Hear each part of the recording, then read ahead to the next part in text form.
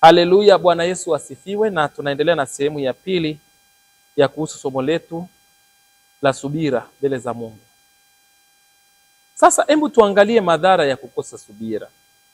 Kwanza, mtu akikosa subira atajikuta na akikata tamaa kwa haraka, lakini atachoka ndani kwa haraka, lakini atafanya maamuzi yasiyo sahihi. Cha kwanza nimesema madhara ya kukosa subira, utajikuta ukikata tamaa kwa haraka. Cha pili, utachoka ndani. Kuna uchovu wa ndani. Elia alichoka, kalala chini ya mretemu. Kuna uchovu wa ndani. Lakini kingine, utafanya maamuzi yasiyo sahihi.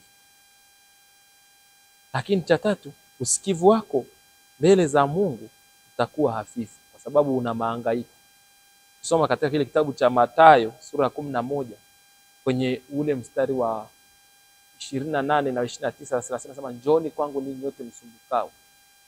Kwa hiyo kinyume, yani ukikosa subira, ukishindwa kusubiri, utakuwa ni mtu mwenye mahangaiko ndani. Kwa hiyo hayo mahangaiko pia yatakupelekea wewe kuzima usikivu wako wa ndani wa kusikia Mungu.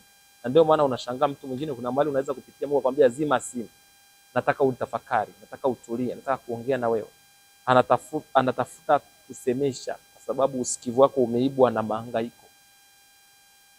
Utapata matatizo kwa kufanya uchaguzi usio sahihi.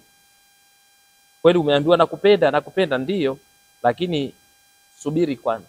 Hebu subiri kwanza, usije ukafanya uchaguzi usio sahihi. Utakosa uvumilivu. Petro wa kwanza sura ile ya 2 mstari wa 19 mpaka 23 nasema, maana huu ndio wema haswa, mtu akivumilia huzuni kwa kumkumbuka Mungu pale ateswapo pasipo haki. Kwa hiyo ukikosa subira, maana utakosa uvumilivu. Lakini kingine, utapata tatizo la kukosa nguvu mpya. Isaya 40:31 anasema, bali wote wamngojao Bwana watapata nguvu mpya, watapanda juu kama tai, watakimbia wala hawatachoka. Unaona? Kwa hiyo unapokosa subira unakosa nguvu, kwa sababu umeshindwa kusubiri Mungu, unakosa nguvu mpya. Utakapokosa utulivu, hutaenda mbele, badala yake utarudi nyuma. Utapata ulemavu wa kiroho kwa sababu ya utekelezaji wa maagizo yasiyotokana na Mungu. Soma Methali ile sura ya 1 mstari wa 32. Unaona, anasema mafanikio yanayotoka nje ya Mungu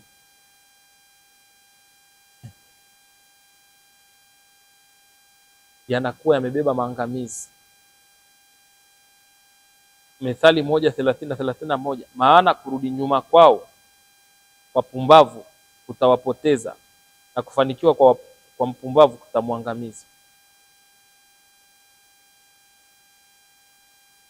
Kwa nini? Wewe kama umekosa subira, hata kama unaomba biashara, unaweza kwenda kufanya biashara ambayo sio Mungu aliyokusudia ufanye. Kwa hiyo ukaenda ukafanya biashara, ukapotezea fedha zako huko ambazo ni foundation kama mtaji na vitu kama hivyo. Muombe Mungu sana akupe kuomba, lakini akupe kusubiri majibu. Na ukimsubiri Mungu, Mungu ni mwaminifu sana. Mungu hasemi uongo. Katika Hesabu 23 mstari wa 19 inaeleza zaidi ya kwamba Mungu sio mwanadamu aseme uongo, wala si mtu wa juzi. Akisema jambo atalitimiza. Alisema nini? Ombeni nanyi mtapewa. Kwa hiyo ukiomba subiri, utapewa. Bisheni nanyi mtafunguliwa. Ukibisha, subiri ufunguliwe, usivunje mlango. Tafuteni nanyi mtaona.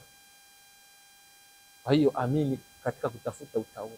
Mungu akubariki sana katika sehemu hii ya mwisho. Ngoja tuombe na wewe katika sehemu ya pili ya omba ujaliwe roho ya subira. Baba, tunakushukuru kwa ajili ya ujumbe wa neno lako. Wapo watu wengi ambao wana mahangaiko ndani.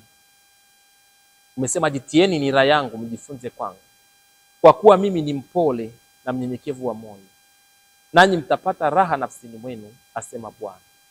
Katika jina la Yesu tunabariki mtu huyu Tunaomba sasa umpe neema, umpe utulivu na umpe roho ya subira akusubiri, maana wakati wako kwenye maisha yake ni sahihi zaidi kuliko muda wake tena yeye mwenyewe. Nakushukuru kwa ajili ya wote ambao wamekuwa kifuatilia vipindi hivi. Nakushukuru kwa wale wote ambao Bwana wanaachilia sadaka zao ili kusaidia kipindi hichi kufikia kuwa hewani na kufikia wengi. Naomba kwa ajili ya wagonjwa waliokata tamaa, wafungwa magerezani, yatima na wajane na wale wote waliovunjika moyo wagangwe. Naomba kwa ajili ya yule anayehisi kukata tamaa, anayesema siwezi kusubiri tena. Naomba Bwana ukamjalie neema ya kuendelea kuomba na kukusubiri, kwa kuwa wewe ni mwaminifu sana katika ahadi zako. Ninaomba ulinzi juu ya kila mmoja anayenisikiliza, na wabariki wale wote wanaosikia ujumbe wa neno la Mungu na kusambaza kote ulimwenguni. Na kushukuru kwa ajili ya waandaaji wa vipindi hivi, na kushukuru kwa ajili ya siku ya leo, na nashukuru kwa ajili ya uongozi wa Roho Mtakatifu. Naombea vipindi hivi vifunikwe kwa nguvu za Roho Mtakatifu, na uongozi wa Roho Mtakatifu kaguse watu kila kona. Baba wa mbinguni, naachilia damu ya Yesu kwenye website yote. Kuanzia sasa ninaomba nguvu zako zikapate kumiminika kama umeme. Kila anayelisikia neno likapate kumponda na kumrekebisha na kumgeuza ndani. Katika jina la Yesu nimeomba. Amen. Unaweza ukatumia namba za simu zinazopita hapo. Tumia mahitaji yako, au kama una ushauri au kama una sadaka yako pia tumia namba zinazopita hapo ututumie. Hadi wakati mwingine, na Mungu akubariki sana.